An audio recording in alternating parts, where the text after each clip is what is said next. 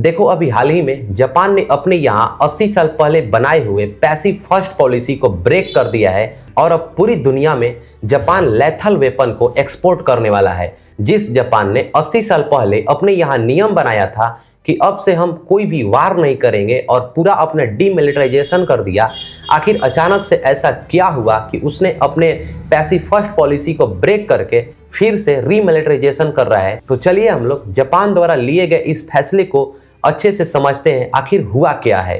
देखो अभी social media पर इस तरह के न्यूज आर्टिकल काफी ट्रेंडिंग में है कि Japan ends 80 year old self imposed rule to sell weapon अबॉर्ड।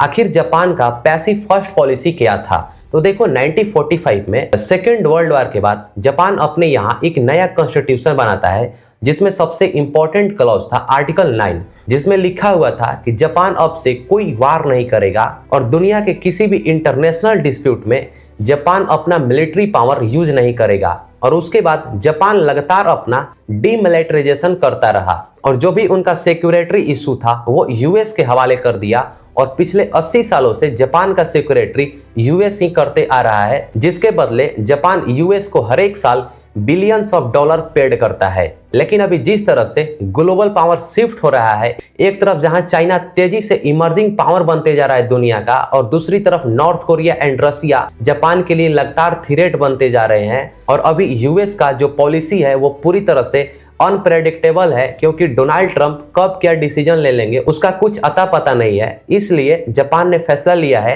कि वो अधिक दिनों तक यूएस के अम्ब्रेला के नीचे नहीं रहने वाले हैं। वो फिर से जापानीज मिलिट्री का रीमिलिटराइजेशन करने वाले हैं और पूरी दुनिया में अपने जो लेथल वेपन है वो एक्सपोर्ट करेंगे। और आने वाले कुछ ही सालों में दुनिया के ऐसे कई देश होंगे जो जापानीज वेपन का यूज करते हुए पाए जाएंगे। जापान के इस फैसले का इंडिया पर भी काफी प्रभाव पड़ने वाला है, क्योंकि जापान एक क्वाड कंट्री है और इंडिया के साथ जापान का जो रिलेशन है काफी अच्छे हैं। आने वाले कुछ सालों में इंडिया और जापान के बीच डिफेंस कोऑपरेशन बढ़ता हुआ दिखेगा और अब ये पॉसिबिलिटी है कि कुछ सालों में इंडिया और जापान साथ में मिलकर मिलिट्री वेपन एक्सपोर्ट करेंगे और साथ में जो टेक्नोलॉजी शेयरिंग है उसको भी करने वाले हैं। तो ये इंडिया के लिए एक गुड न्यूज है। लेकिन जापान में वहाँ की यूथ जापानीज गवर्नमेंट के इस डिसीजन का काफी विरोध कर रहे हैं, क्योंकि उनका मानना है कि आने वाले कुछ सालों में जापान भी वार में चला जाएगा, जिस कारण से जापानीज यूथ लगातार प्रोटेस्ट कर रहे हैं और वे लोग चाहते हैं कि सरकार जो है ये फैसला वापस ले और जैसे जापान अभी चल रहा है